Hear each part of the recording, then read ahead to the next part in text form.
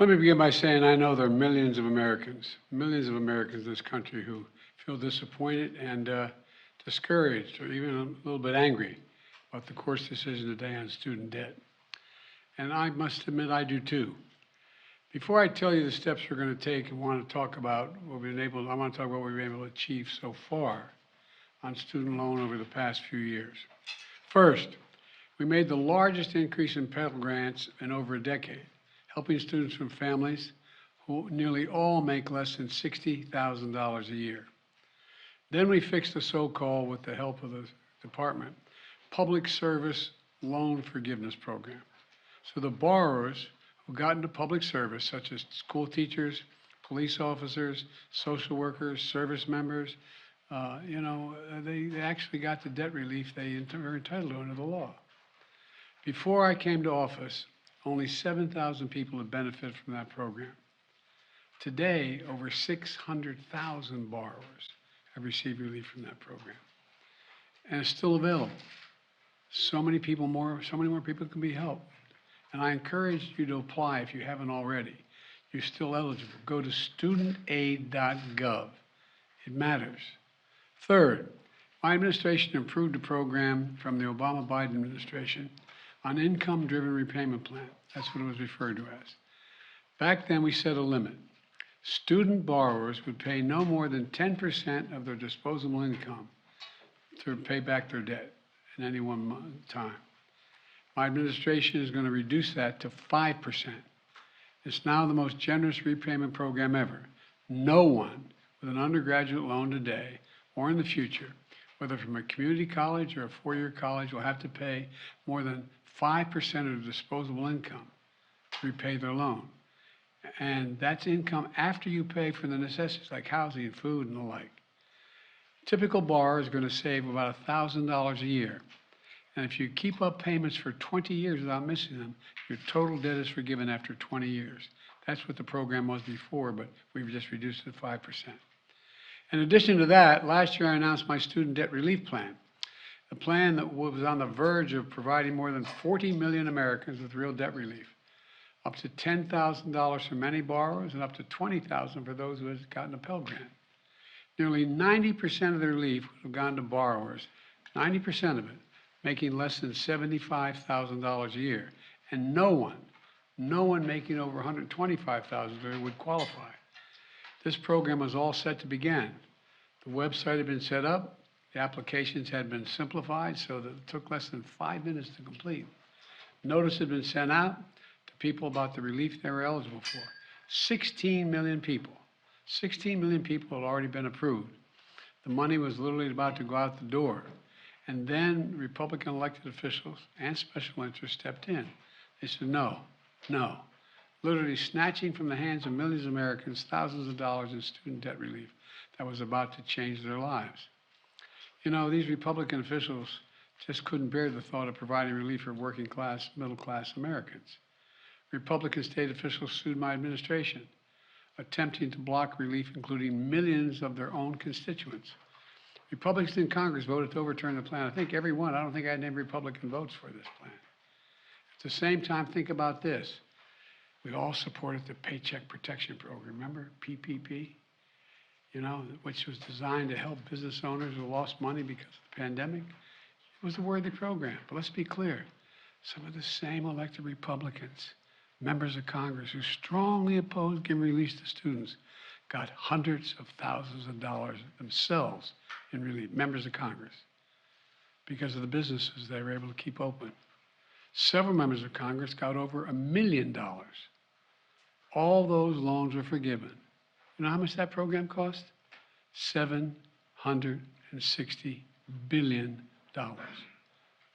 My program's too expensive.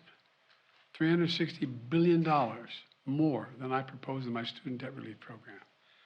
I was trying to provide students with $10,000 to $20,000 in relief. By comparison, the average amount forgiven in the PPP, the pandemic loan program, average amount forgiven was $70,000.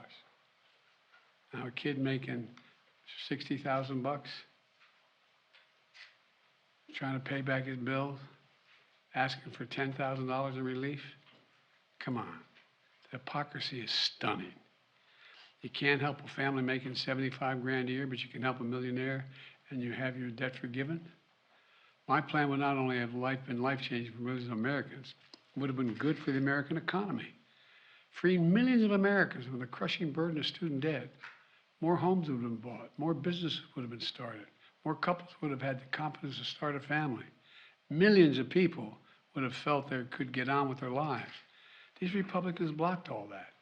Now, in addition to the hypocrisy, some of these Republican Congress are shamelessly pushing to advance a bill in the coming weeks that gives hundreds of billions of dollars in tax breaks and handouts to the wealthiest Americans. They still haven't given up on making permanent a $2 trillion tax cut that they never paid for. Never paid for.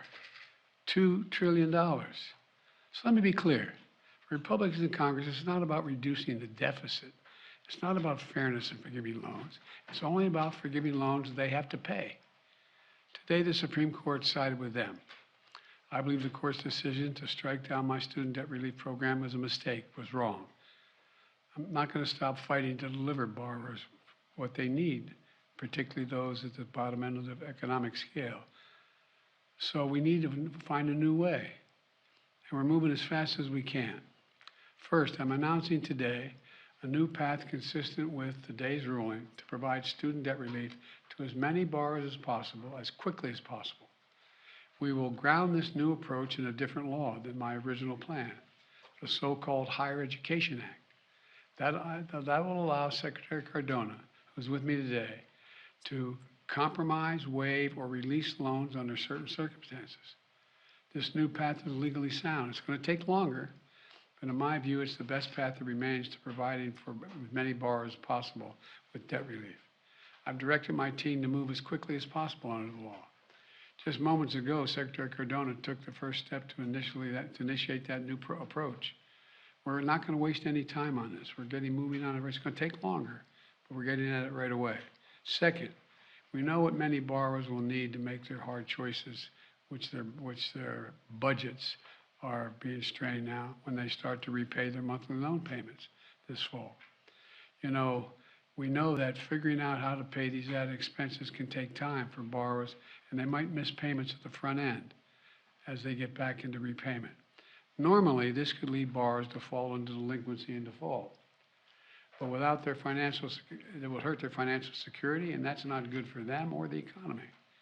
That's why we're creating a temporary 12-month, what we're calling on-ramp repayment program. And now, this is not the same as a student loan pause. It's been in effect for the past 3 years. Monthly payments will be due. Bills will not go out, and interest will be accruing. And during this period, if you can pay your monthly bills, you should. But if you cannot, if you miss payments, this on-ramp will temporarily remove the threat of default or having your credit harmed, which can hurt borrowers for years to come. Because the Department of Education won't refer borrowers. And the reason why that will work, they won't refer borrowers who miss payments to credit agencies for 12 months to give them a chance to get back up and running. Let me close with this. Our Republican officials say student loan relief is a giveaway to the privileged. You hear that loud now, the privileged. I love their concern for the privileged. But I know who student loan borrowers are in this country. So do all you. The couple putting off having a child until they can find their way to deal with their debt. That's who they are. They're a young putting off buying their first home so they can get out from under student loans. Hope on the horizon, thanks to relief that I planned last year. Today's court decision snatches it away from them. I get it. I get it. I hear this. And I'm concerned about it. But today's decision has closed one path. Now we're going to pursue another. I'm never going to stop fighting for you.